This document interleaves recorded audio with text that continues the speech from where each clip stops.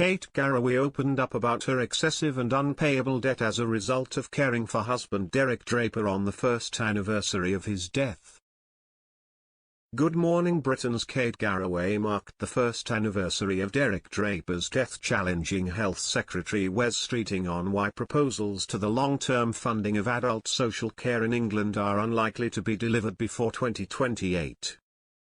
The presenter sadly reflected on the fact today, January 3rd, was the first anniversary of her husband's death, saying, "I'm thinking about the situation with Derek. It actually happens to be the anniversary of his death, the one-year anniversary of his death today, which is a day only relevant to me," she said. However, she went on to explain that she was still dealing with crushing debt from caring for her husband in the lead-up to his death. "Over the last few weeks the family and I have been talking about the challenges we faced this time last year, and one of the overriding ones was dealing with the funding of care at the time of his death," she told the MP. "I'm lucky. I've got an incredible job, which is well paid. I was having to fund the situation. Now I've got excessive and unpayable debt because of it, and if I'm in that position, what else are people going to be? People can't afford 4 more years of this," she told him. Derek died at the age of 56, after 4 years of suffering from complications caused by COVID.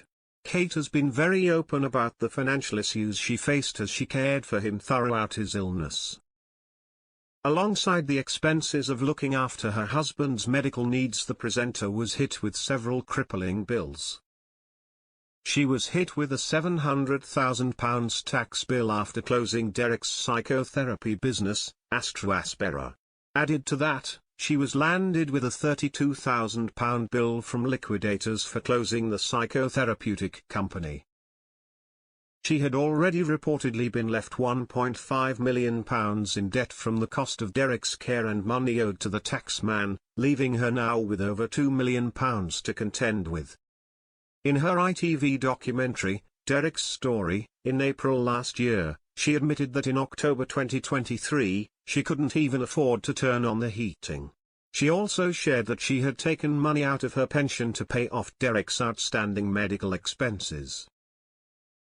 "I have had to withdraw the bit you can tax-free from my pension to pay for belated bills for my husband, who has now passed away," she said. "People are having to do things which aren't saved for.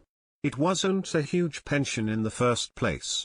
She also admitted that her huge ITV salary didn't cover all the expenses his illness had generated. "Derek's care costs more than my salary from ITV, and that's before you pay for a mortgage, before you pay for any household bills, before you pay for anything for the kids," she explained in the award-winning film. "I'm not going to pretend that I'm poorly paid. I have an incredible job that I love which is well paid, but it's not enough," she said sadly at the time. Kate previously admitted that the financial toll of Derek's illness stemmed from the changes she'd made to her home in order to take better care for her husband. She told The Sun, "Of course it's been tough financially. As anyone with a loved one who is seriously ill knows, the costs go through the roof in so many ways. You have to make changes to your home and it affects your ability to work. I had to take long periods off when Derek was first sick, and of course it affects the overall income for the family as he can no longer work.